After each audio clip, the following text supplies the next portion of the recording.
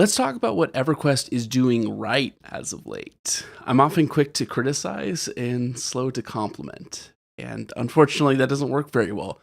Like normal people, game companies aren't mind readers. So you gotta be blunt sometimes.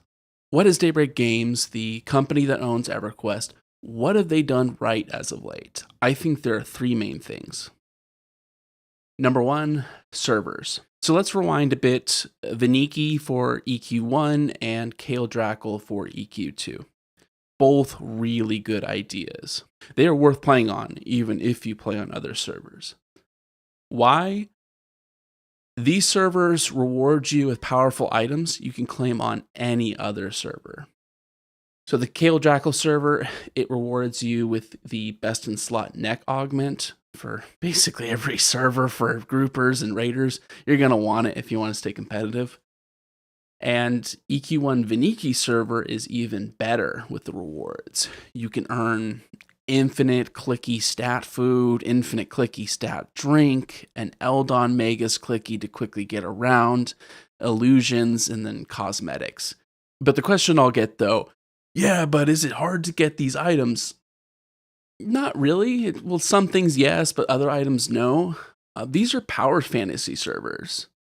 On Viniki, you can equip any level gear. So you can take level 125 gear and equip it as a level 1. And you can do serious damage on stuff that's higher level than you, like 50 levels higher than you.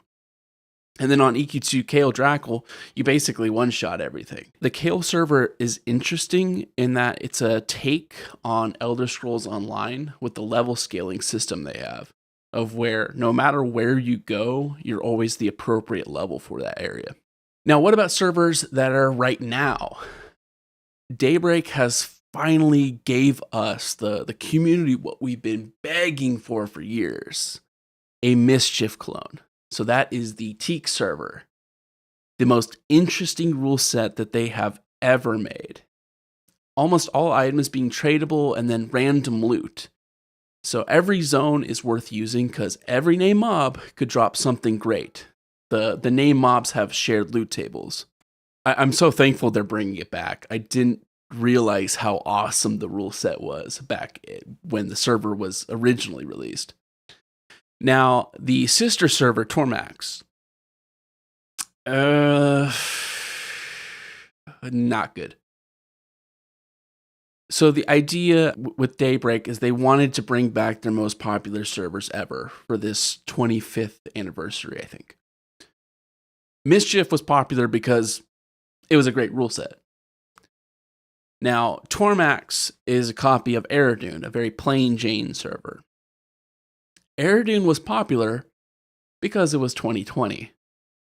Eredune wasn't a popular server because the rules were great. No.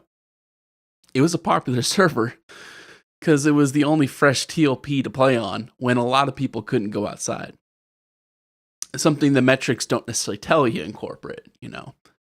So, good luck to the 3 people who play on Tormax, but, you know, regardless though, I'm going to take the win. I'm so happy with Teak. You know, the Mischief clone we've been dying for, I'll take it. I just feel bad for the 3 people that are going to play on Tormax. You know, good luck. I think this is what they should do instead of Tormax. We need a re-rolling Agnar clone. We need a server that's traditional rules, plain Jane, that only does classic to Planes of Power on repeat. So when it finishes, it dumps everybody onto Agnar and then starts all over fresh. I think it'd be cool to call it the Phoenix server. You know, it rises from its own ashes to be reborn. So I would not release this re-rolling server in May as usual, because it's just not going to be able to compete with the Mischief clone. I would actually release it during a dead period in the year where there's not a lot of activity. Say, like, I would put it in winter after the new expansion comes out. Like Christmas break when a lot of people get time off to play. You know, bring back Eyes on EQ when it's the slow season. That's what I'm thinking. And I would keep the May server releases that they usually do. I would keep that for experimental rule sets. Really interesting tweaks on the basic plain Jane design. The last server I want to talk about is EQ2 Origins. I couldn't believe it when the news dropped. A classic server that is on its own independent patch system. So that means it will not be affected by live patches that completely screw up the balance of the game, like we have in EQ1. And the biggest jaw drop was that there's not going to be any chrono. They're going to have limited monetization. I have no idea how this server got greenlit, but it is amazing in theory. I have never seen this much hype around EQ2 to the degree that people who don't talk about EQ2, who never took it seriously, are now seriously thinking about trying out this server. At home run for Daybreak here. Some EQ1 players might say, but who cares about EQ2? I didn't come here to listen to that. You should care. If this is profitable, if EQ2 Origins works, who's to say they won't try this out on EQ1?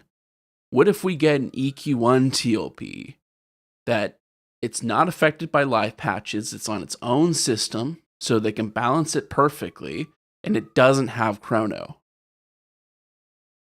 So my hope is EQ2 Origins, it's got to be profitable or this will never be given a shot for EQ1. So, fingers crossed. Hopefully this works out.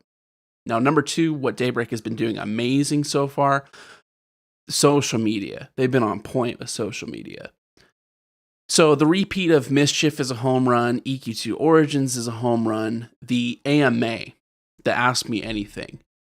Huge, huge, huge deal. People asked questions, and Daybreak answered some.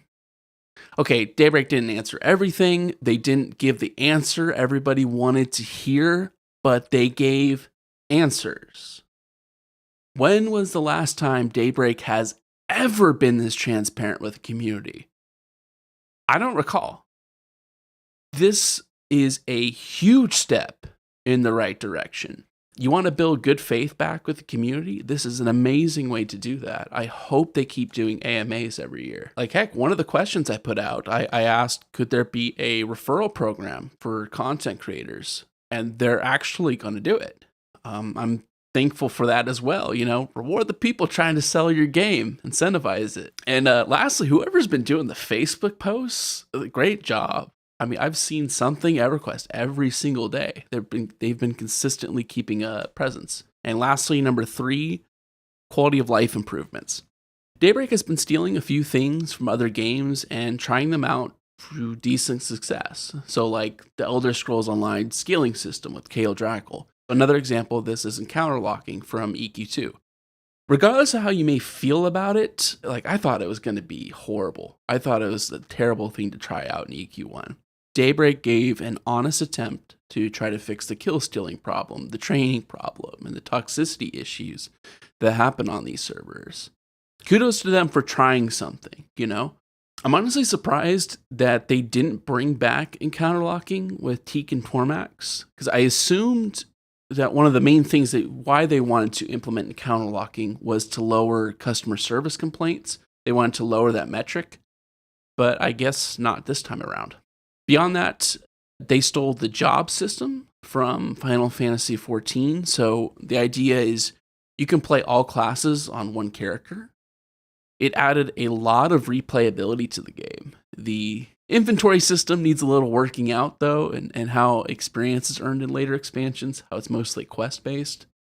But it's a really nice twist on the game. I think it was very smart of Daybreak to lock it behind the latest expansion, because usually TLP players don't buy expansions, but this is a good reason why. Next, I am super thankful they put in name reservations on TLP. I was so angry on Jelinek when someone stole my name and then never even bothered to log on. I couldn't even offer to buy it off of them. I never saw them. So this name reservation system, I think it was really well thought out with how it was implemented. It was locked behind actual played time in the game. And the last thing I'll touch, Daybreak actually did a preemptive patch. They always patch problems like a year after it's an issue. This time they actually did a preemptive patch to fix a bottleneck that always happens every year for the Cleric Epic. I think Lord Begurgle's crown or something now, instead of only dropping off the named, it can drop off of other goblins that are nearby. I really hope they continue to do this kind of fixing to more class epics, because there's a lot of bottlenecks. This is a good step in a new direction. So that's all I wanted to share, but if you've watched this far, you are a super fan. Thank you so much. I'll see you in the next one.